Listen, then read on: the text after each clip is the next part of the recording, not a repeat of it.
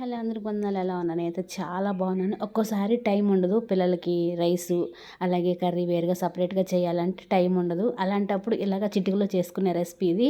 Mushrooms తోటి చాలా టేస్ట్గా ఉంటుంది. తప్పకుండా ట్రై చేయండి. ఫస్ట్ అయితే స్టవ్ మీద ప్యాన్ పెట్టి ఆయిల్ వేసి ఆయిల్ హీట్ అయిన తర్వాత బిర్యానీ మసాలా అంతా వేసుకొని అలాగే సన్నగా కట్ చేసుకున్న ఆనియన్స్, పచ్చిమిర్చి, అల్లం వెల్లుల్లి పేస్ట్ వేసి చక్కగా వేపుకొని గోల్డెన్ బ్రౌన్ కలర్ వచ్చే వరకు తర్వాత కట్ చేసిన ఒకే ఒక టమాటా వేసాను. ఒక టమాటా వేసిన తర్వాత ఇప్పుడు కొత్తిమీర, పుదీనా కూడా వేసి చక్కగా వేపేసుకోండి.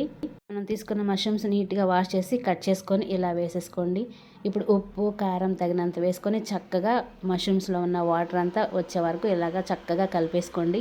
చూసారా ఇలా వచ్చినప్పుడు ఒక హాఫ్ కప్పు పెరుగు వేసుకోండి. ఇదంతా చక్కగా కలిసిపోయి మంచి కలర్ ఇలా వచ్చే వరకు ఉంచండి. ఆ వాటర్ అంతా ఇనిగిపోవాలి. మష్రూమ్లో వచ్చే వాటర్ అంతా ఇనిగిపోయి ఉండండి, లేకపోతే మాడిపోయిద్ది. ఇది మొత్తం ఉడికి వాటర్ అన్ని ఇనిగిపోయి ఆయిల్ పైకి వచ్చిన తర్వాత కడిగి స్ట్రెయిన్ చేసి పెట్టుకున్న రైస్ని వేసుకోవాలి. నేనైతే బాస్మతి రైస్ వేసాను.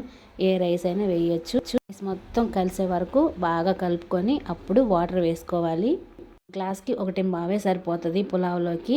బాస్మతి రైస్కి అయితే అదే, మామూలు రైస్కి అయితే ఒక గ్లాస్కి 1.5 కప్పు వాటర్ వేసుకోవాలి.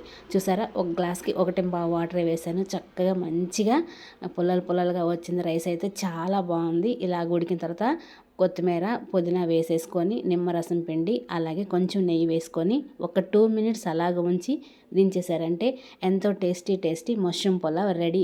వేడి రైస్లోకి పెరుగు చట్నీతో తింటే ఎంతో టేస్ట్గా ఉంటుంది. కర్రీస్ ఏం అక్కర్లేదు. ఒక్కసారి ట్రై చేయండి, మళ్ళీ ట్రై చేయాలనిపించింది.